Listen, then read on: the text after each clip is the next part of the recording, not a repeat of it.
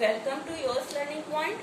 आज real number का day 2 है। आज हम टर्मिनेटिंग और रिकरिंग डेसिमल देखेंगे।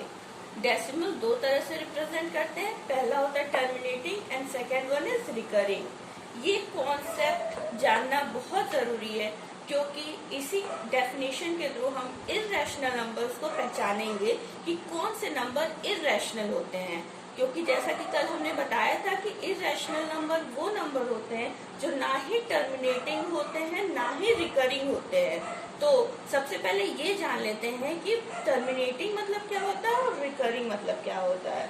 तो late us start. Terminating decimal. Terminating decimal वो डेसिमल एक्सप्रेशन होते हैं जो टर्मिनेट हो जाते हैं। A decimal expression which is in the form of p by q that terminates is known as terminating decimal।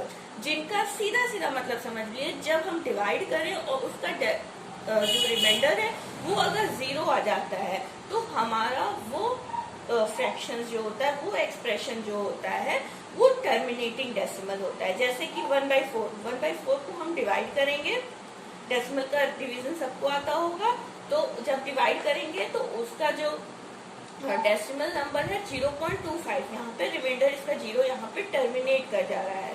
ठीक वैसे ही 5/8 को जब हम सॉल्व करेंगे तो उसकी वैल्यू आएगी 0.625। तो ये दोनों जो फ्रैक्शंस हैं ये क्या है, टर्मिनेटिंग फ्रैक्शंस है। ठीक, अब देखिए एक चीज गौर करने की बात है कि अगर हमसे डायरेक्ट पूछ लिया क्या कि without actual division how will you find that number is divisible और नॉट, मतलब टर्मिनेट हो रहा है या नहीं हो रहा है। ठीक, अगर ये पूछ लिया जाए कि आप बिना डिवीजन किए आप बता सकते हो, तो इसके लिए क्या करते हैं, एक कंडीशन होता है, it terminates only if prime factor of Q R 2 and 5 only. किस केस में टर्मिनेट होता है वो फ्रैक्शन, जब आपका डिनोमिनेटर है उसकी वैल्यू जो है, फैक्टर जो है वो या तो 2 का फैक्टर हो या तो 5 का फैक्टर हो, तो उस केस में हमारा जो डेसिमल एक्सप्रेशन है वो टर्मिनेट हो जाता है। एग्जांपल देख लेते हैं, जैसा कि 5/32, इसमें डिनोमिनेटर आपका मतलब कि क्यू आपका क्या है 32 का अगर फैक्टर निकालते हैं तो क्या आएगा 2 × 2 × 2 × 2 मतलब 5 टाइम 2 to the power 5। तो यहाँ पे केवल और केवल 2 का फैक्टर आया, तो ये जो फ्रैक्शन है आपका क्या हो जाएगा, टर्मिनेटिंग डेसिमल। इसको हम डायरेक्ट बोल देंगे कि ये टर्मिनेटिंग डेसिमल है। ऐसे ही कोई और नंबर लेते हैं, मान लीजिए आप ले लो 1/3। ठीक, 3 ले रहे हैं। 3 लेने के बाद हमें पता चल रहा है कि जो ये 3 है वो क्या है, 3 तो ना ही उसका फैक्टर 2 होता है ना 5 होता है, तो हम डायरेक्ट कह सकते हैं कि it is non terminating decimal. अब नेक्स्ट देखते हैं रिकरिंग डेसिमल क्या होता है। Now let us see what is recurring decimal. Recurring decimal को हम रिपीटिंग डेसिमल भी कहते हैं। जैसा कि नाम से क्लियर है, रिपीटिंग, इट मीन्स ये एक ऐसा डेसिमल है जिसमें कोई भी डिजिट या सेट ऑफ डिजिट रिपीट्स करता है पीरियोडिकली। ठीक, सपोज 2/3, हमने 2/3 को डिवाइड किया तो इसमें जो है आपका 0.6666 एंड 6 ये इनफाइनाइट टाइम तक 6 आएगा, ये टर्मिनेट नहीं होगा। इसमें जो है 6 जो है पीरियोडिकली रिपीट कर रहा है, तो इसलिए इसको हम इस एक्सप्रेशन के थ्रू भी लिख सकते हैं 0.6 बार। जो नंबर रिपीट करता है उसके ऊपर हम बार लगा देते हैं। अगर कहीं केवल 0.6 बार लिखा हो तो इट मीन्स हमें समझ लेना चाहिए कि ये जो है 6 जो है रिपीट कर रहा है। अगर हम ये वाला एग्जांपल देखें, इसमें क्या है 3/11, इसको डिवाइड करने पे जो हमारा रिजल्ट आ रहा है वो आ रहा है 0.272727। इसमें कौन सा दो डिजिट रिपीट कर रहा है, 27, इसमें 272727। ओके, तो इसमें 2 डिजिट रिपीट कर रहा है तो इसलिए इन दोनों डिजिट के ऊपर बार लगा देंगे। इसी तरह के नंबर्स को हम क्या कहते हैं, रिपीटिंग और रिकरिंग डेसिमल। एक चीज और कि कोई अगर पूछे कि क्या रिपीटिंग या टर्मिनेटिंग डेसिमल रैशनल नंबर्स होते हैं तो से यस, क्योंकि हर एक रैशनल नंबर वो या तो टर्मिनेट हो करता है या तो रिपीट करता है, ठीक। और हम कह भी सकते हैं कि जितने भी टर्मिनेटिंग और रिपीटिंग वाले नंबर्स हैं वो सारे नंबर कौन से नंबर्स होते हैं, रैशनल नंबर्स होते हैं। Clear? Now let us start some examples. यहाँ पे express each of the following decimal in fractions. अब हमारा ये डेसिमल फॉर्म में दिखा है, इसको हमें फ्रैक्शन में बनना है, वो भी सिंपलेस्ट फॉर्म में। तो इसको कैसे सॉल्व करेंगे? पहला का सोल्यूशन यहाँ पे दिख रहा है हमें इसे मान लेना है कि x की वैल्यू क्या है, 0.3 बार, ठीक। अब x 3 बार मीन्स इसमें 3 जो है रिपीट कर रहा है, तो इसको हम लिख सकते हैं x equal to 0.333 and so on. इस वाले टर्म्स को हम इक्वेशन फर्स्ट मान लेंगे। फिर जैसा कि हमें दिख रहा है ये 1 डिजिट के बाद हमारा जो नंबर है वो रिपीट कर रहा है, तो इसलिए हम इस पहले इक्वेशन को किससे मल्टीप्लाई करेंगे, 10 से। Got it?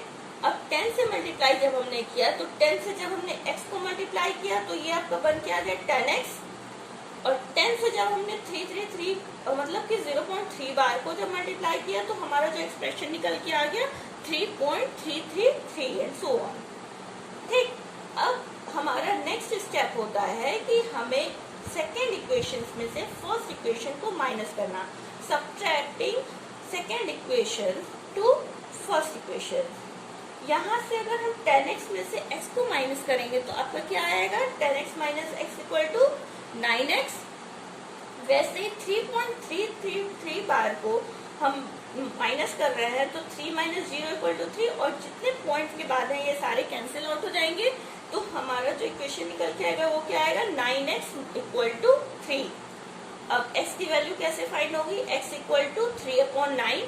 3/9 को सिंपलेस्ट फॉर्म में कर दिया तो x की वैल्यू क्या आ जाएगी आपकी 1/3। ये आपका जो है ये आंसर हो जाएगा।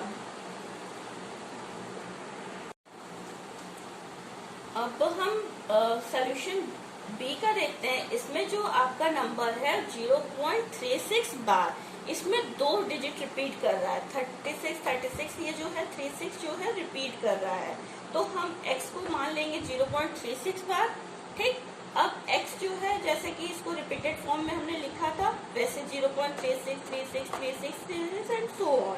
यहाँ पे 2 नंबर, अब यहीं पे आपको जो काम करना है यहीं पे करना था। इस वाले का सोल्यूशन क्या था, इसमें किसने का मल्टीप्लाई किए थे, फर्स्ट डिजिट के बाद एक डिजिट जो है वो रिपीट कर रहा था, ठीक। तो ये इसमें हमने किसका मल्टीप्लाई किया, कितने का मल्टीप्लाई किया था, 10 का। इसमें तो है 2 डिजिट जो है आपका रिपीट कर रहा है, ठीक। 2 डिजिट जो है वो पीरियोडिकली रिपीट कर रहा है, तो इस पूरे एक्सप्रेशन को किससे मल्टीप्लाई करेंगे, 100 से मल्टीप्लाई करेंगे। Got it? अब यहाँ से हमारा काम आसान हो गया, 100 से मल्टीप्लाई किए। अब सेम स्टेप जैसा हमने पहले वाले में किया था वैसे ही सेम करेंगे, 100 से मल्टीप्लाई किए तो 100 का x से जब मल्टीप्लाई करते हैं तो 100x आ जाता है। 100 का इससे जब मल्टीप्लाई करेंगे तो ये 36 हमारा बाहर आ जाएगा और अंदर इसके नंबर रिपीट करने लगेंगे 0.3636। अब हम क्या करेंगे, फर्स्ट इक्वेशन को सेकेंड इक्वेशन में से माइनस करेंगे। 100 minus 1x equal to 99x। 36.36 बार को हम 0.36 बार को माइनस कर रहे हैं तो हमारा जो नंबर निकल के आ रहा है वो रहा है 36। अब x की वैल्यू हो जाएगी 36/99। इसको सिंप्लीफाई करेंगे, 9 के टेबल से कट जाएगा, 9 के टेबल से कटने पे जो हमारा सिंपलेस्ट फॉर्म आएगा 4/11। तो हम कह सकते हैं कि 0.36 बार को हम फ्रैक्शंस में 4/11 लिख सकते हैं, which is a rational number, ठीक। और एक चीज मैं बताना चाहूंगी, जैसा आपने देखा एक डिजिट रिपीट कर रहा है तो 10 से मल्टीप्लाई, 2 डिजिट कर रहा है तो 100 से मल्टीप्लाई, वैसे ही अगर 3 डिजिट रिपीट करता है तो हम 1000 से मल्टीप्लाई कर देंगे। और प्रोसेस ये जो स्टेप्स है ये सारे में सेम होगा, फिर आपको सॉल्यूशन मिल जाएगा। जो भी एग्जांपल्स दिए हैं आपके बुक में वो सॉल्व करते रहिए और जो भी डाउट है वो मुझसे पूछ लीजिए।